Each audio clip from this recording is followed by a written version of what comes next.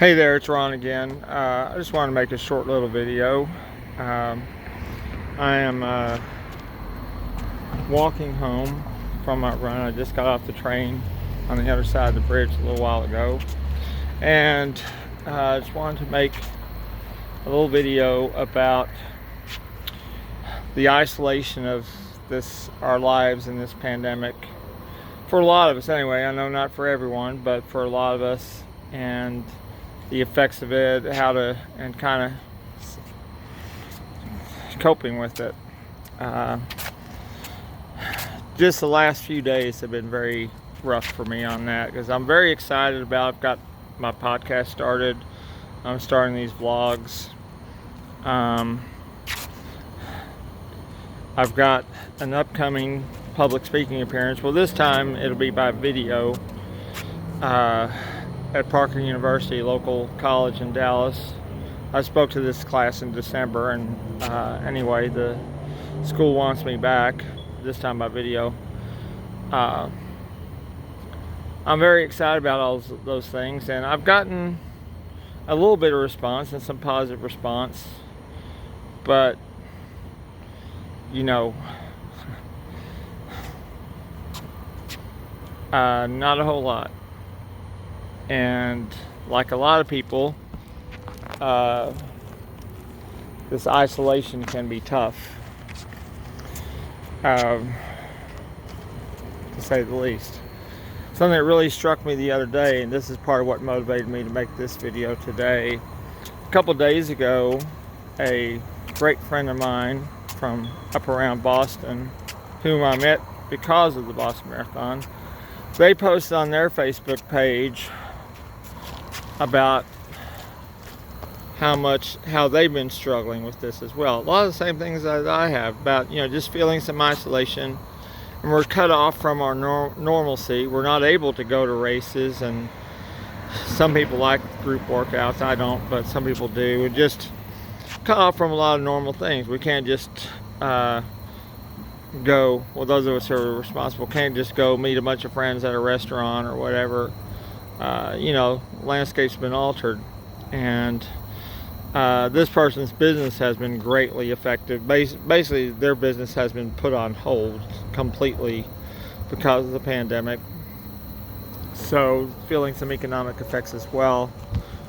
I think they'll be okay in the long run on that, but in the short run, it kind of puts the hurt on them. Well, what struck me is that this is one of the strongest people I know. One of the mentally and emotionally strongest people I know. And there they were, publicly posting on Facebook about their struggles with this.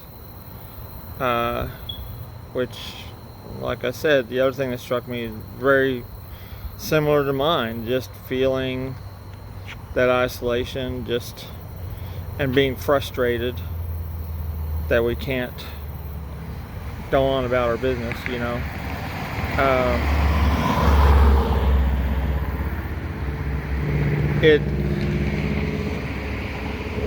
it said a lot to me. I was a little bit surprised, but it shows that they're very human. Like I said, we're luminous beings. As Jedi Master Yoda said, we're luminous beings. And this person has a large network of friends and business associates, and pretty good sized family and everything. A lot of good solid people and everything, and they're inspired that they're still feeling the effects of this. And this is what I was talking about a few days ago in a video I made about drawing on inner resources, which I think this person is already doing, because again, they're very strong emotionally and mentally, so they're able to draw on inner resources as well.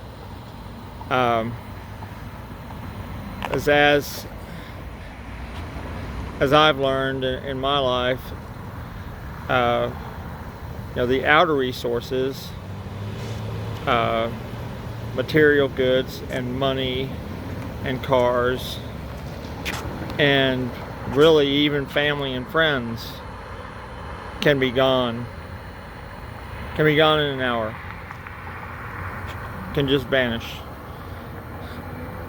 I learned at the 2013 Boston Marathon, from the time I started to the time that I was stopped from finishing after the bombs went off, about 4 hours later or so, basically that completely turned my life upside down.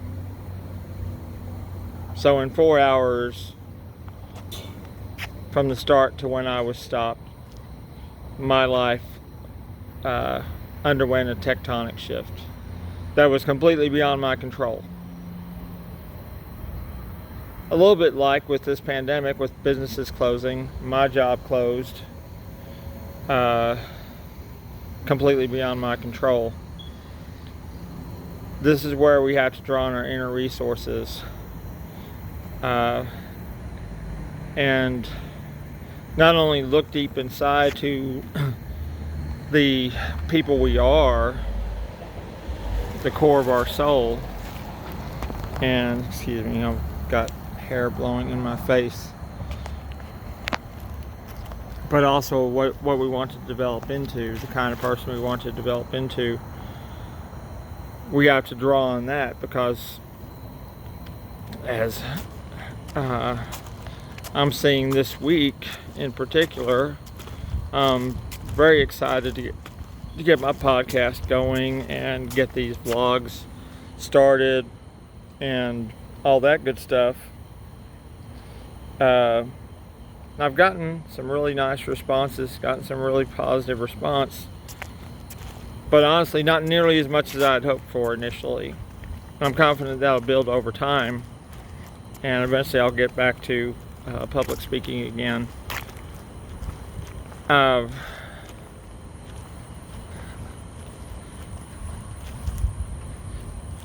It's frustrating. It's frustrating that things get put on hold, and that's part of what my friend is feeling, I think.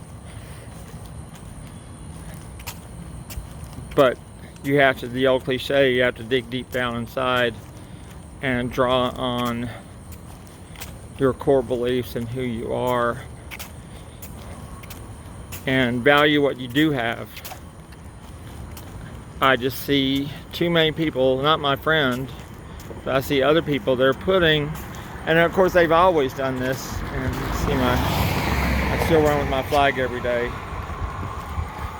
Here's an example of something I can control. Run with my flag every day. If I lose this one like I have before, I can get another one. Replacing friends and family is not that easy. As you see, a lot of traffic tonight.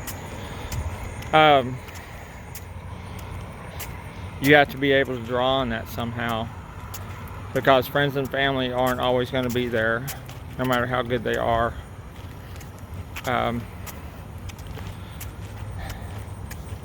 And I just see so many people I know making that gigantic mistake of focusing on, like I said, the outer resources, the material goods, events like the Boston Marathon, which have been taken away, at least for this year. Pretty much all the other marathons have been taken away this year too. And as I said, my friend does not do that. I think they're very good at focusing on inner resources. In fact, I've learned a lot from them, because again, this is one of the strongest people I've ever met. Just solid human being and solid friend, just a great person. And that'll tell you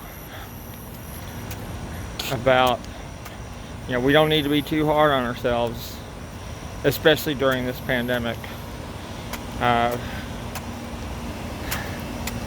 been guilty of that during this, kind of, oh well, I haven't done this and I haven't done that. Well, as my therapist says, that's the monger talking. That's the propagandist talking. Oh, look what you haven't done yet. Look what you haven't achieved yet. Look what you can't do. And you got to just totally ignore the monger or the propagandist. And you have to listen more to the wise one in you. The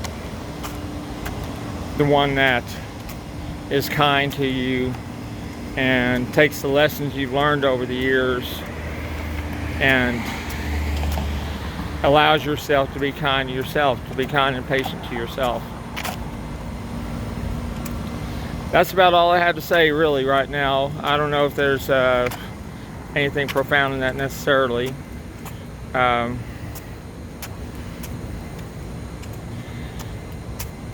You just have to focus inward and just find that inner light inside you. Again, we're luminous beings. We're made of stardust. We're literally made of stardust. And we have to remember that. When we let our souls glow, they'll glow. But we have to allow ourselves that. I'm still learning that myself, still having to remind myself of that constantly. So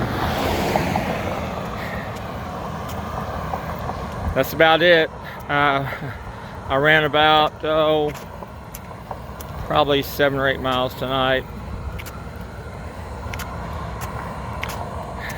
So I'm tired. It's hot. I hope this helps someone out there. But again, hang in there. Things can be a whole lot worse than this. They've been better before, and they'll be better again. So everybody hang in there. Value what you have.